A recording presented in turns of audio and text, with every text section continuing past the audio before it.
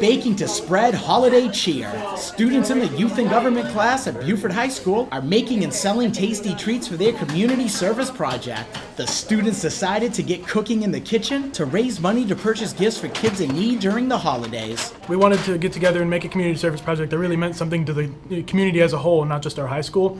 So my team came up with the idea that we wanted to buy presents for kids who won't get those presents by helping to go out and buy them and then donating to organizations like Kappa and Toys for Tots, people like that. So to raise money, we got to do the bake sale and just get as much money as we can so we can get more toys for more kids.